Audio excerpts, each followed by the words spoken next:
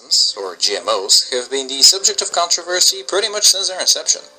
More recently, they've become sort of a buzzword for outraged social media experts, but don't let these Twitter crusaders fool you. GMOs are in fact a very serious topic. They have an impact on everyone. Take the US, for example, where the most produced crop by far is corn. In 2014, over 361 million tons of corn were cultivated, more than all other crops combined. That corn is then used to make a variety of different products. Not just food, you'll find corn derivatives in Coke, milk, toothpastes, aspirin, and varnish.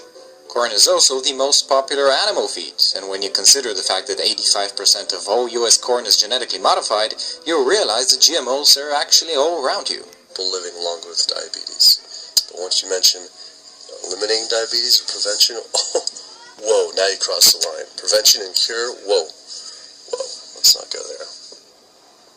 Not only did Dr. Ratner, the Chief Medical Officer of the American Diabetes Association, not want to talk about diet, but the fact that he had such an emotional reaction to my question made it feel I was digging into something that he didn't want uncovered.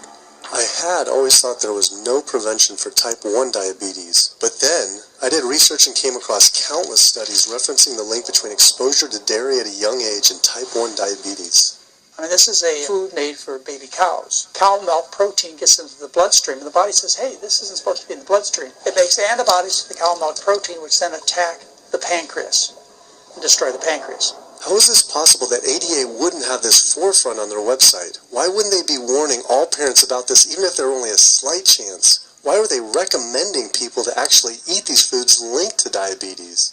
It seemed all of the large health organizations were encouraging people to eat the very foods linked to the diseases they're supposed to be fighting against. American Heart Association promoting beef, American Cancer Society promoting processed meat, pink ribbons on dairy products, and bacon-wrapped shrimp on American Diabetes Association. And then it all came together. What if?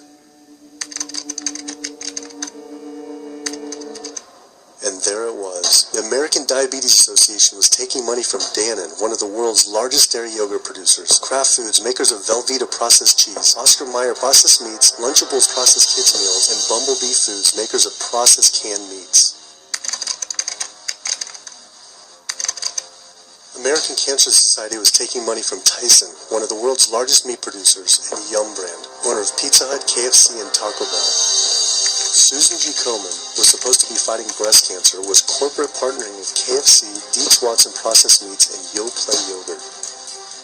And the American Heart Association was probably the most disturbing of all, taking hundreds of thousands of dollars from the beef industry, poultry, and dairy producers, and millions from fast food and processed food manufacturers. Every single one of these organizations was taking money from meat and dairy companies that are associated with the causes of these diseases. This would be like the American Lung Association taking money from the tobacco industry.